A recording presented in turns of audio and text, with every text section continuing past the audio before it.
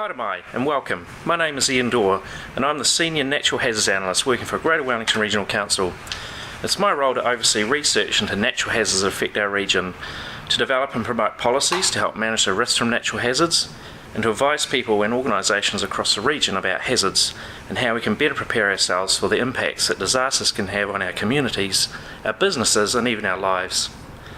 I have a background of researching coastal processes and hazards, and I'm motivated to apply these learnings to build more resilient communities.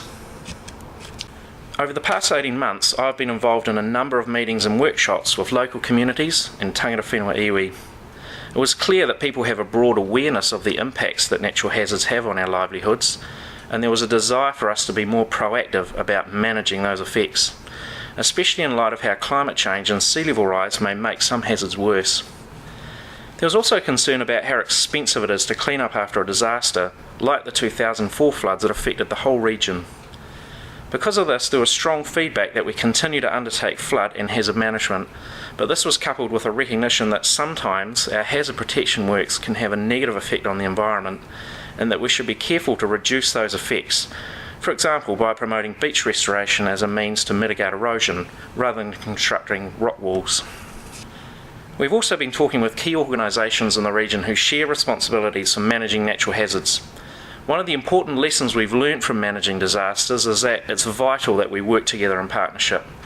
Because our region is affected by a wide range of natural hazards, we agree that a risk-based approach is required that considers the frequency and magnitude of a hazard event, the potential vulnerability of a development, and the consequences if it all goes wrong. We've had clear feedback that we need a sensible and realistic approach that considers both the science and our community aspirations, but tempered by the reality of the current built environment. Currently, the science is showing that sea levels are rising in the region and have been for as long as we've been taking tide gauge records, about 120 years.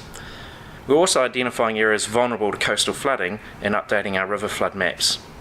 This information will help guide and inform the hazard management approach for the region. Based on this feedback and a review of the existing hazard management approach, we have developed 4 key principles to guide the development of policies and rules for managing hazards in the region. The first of these is to use a precautionary risk-based approach. Where the risk is uncertain in a particular location, we need to apply a level of caution about what we build there, and when we do, we need to make a decision about what is considered appropriate. For example, it may be okay to have a sports ground in a high hazard area, but not a school. The second principle is to promote a progressive reduction of risk in hazard-prone areas that have already been built on. In this way, we help develop more resilient communities.